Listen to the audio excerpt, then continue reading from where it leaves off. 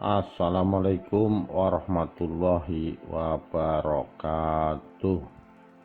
Karomah Wali, Petuah Kyai As'ad Syamsul Arifin dan santri alim Pesantren Salafiyah Syafi'iyah Sukorejo, Asem Bagus, Situbondo, Jawa Timur merupakan pusat keilmuan pesantren yang legendaris. Didirikan Kyai Haji Syamsul Arifin, namun berkembang pesat ketika dipimpin oleh Kyai Haji As'ad Syamsul Arifin.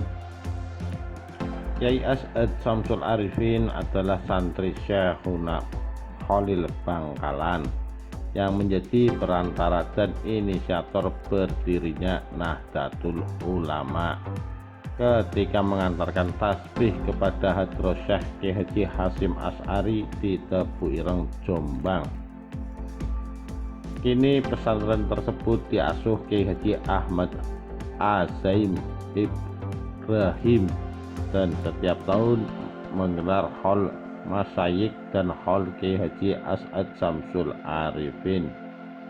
Meski letaknya jauh dari kota, namun menjadi pusat perhatian dunia Islam, khususnya di kalangan pesantren dan Nahdlatul Ulama.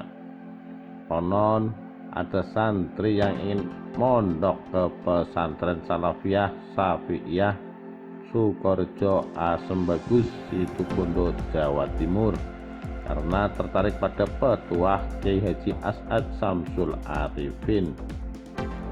Pesan dan petuah itu memang populer di tengah masyarakat, terutama para santri senior.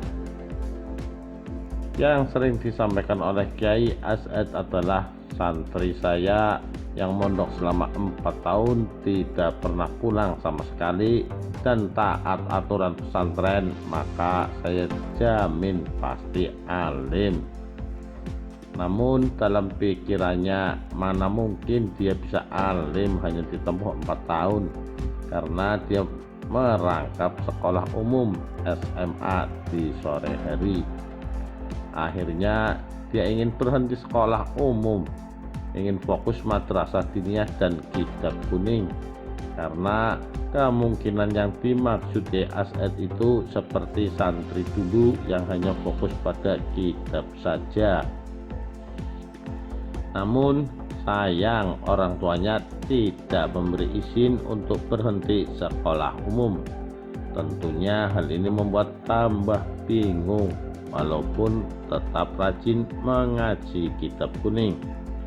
Akibatnya pikirannya bertambah ragu, tak mungkin bisa alim. Apalagi di SMA banyak pelajaran yang harus dikuasainya. Pada suatu ketika ada pengurus pesantren memberi pengarahan kepada semua santri yang isinya diantaranya kalau ingin santri sukses, di samping rajin dan mengikuti peraturan pesantren, juga harus menyambung rohani ke asta walaupun hanya baca Al-Fatihah saja, dengan syarat harus istiqomah. Pengarahan itu dia nyambung ke asta dengan istiqomah walaupun sebentar.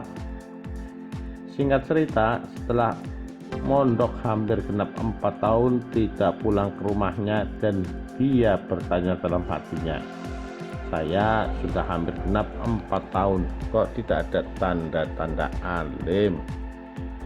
Akhirnya genap 4 tahun persis pada hari Jumat pukul 9 pagi tertidur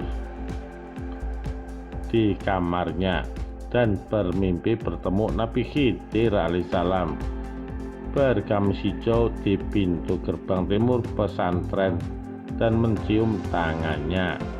Dalam mimpinya, tangan Nabi Khidir alaihissalam sangat halus sekali dan sulit dilupakan. Lalu terbangun, sudah pukul 11 mau berangkat Jumatan.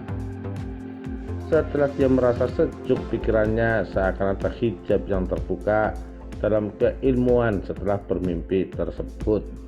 Kemudian Pada waktu Isya dia ikut pengajian kitab Iqna di Musola Putra. Dia merasakan sekali bahwa kitab yang dibaca oleh Kiai Fulan sangat mudah, tidak seperti sebelumnya. Bahkan kitabnya tidak diberi makna. Ternyata betul, genap 4 tahun dia merasa mudah dan ingat apa yang pernah dibacanya selama mondok di Sukorejo.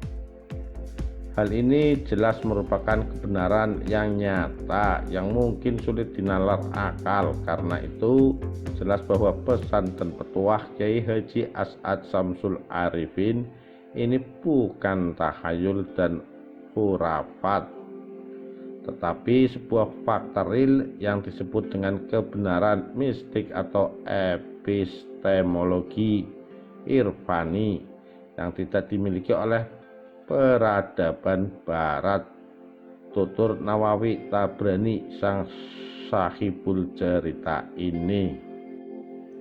Kemapanan pesantren dan NU di Indonesia sebenarnya tidak lepas dari pengaruh epistemologi irfani yang dibangun oleh Kiai NU.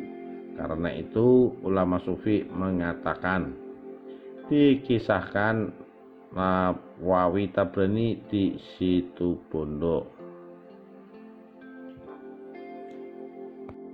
Karena itu ulama sufi mengatakan ilham adalah hujah syar'iyah.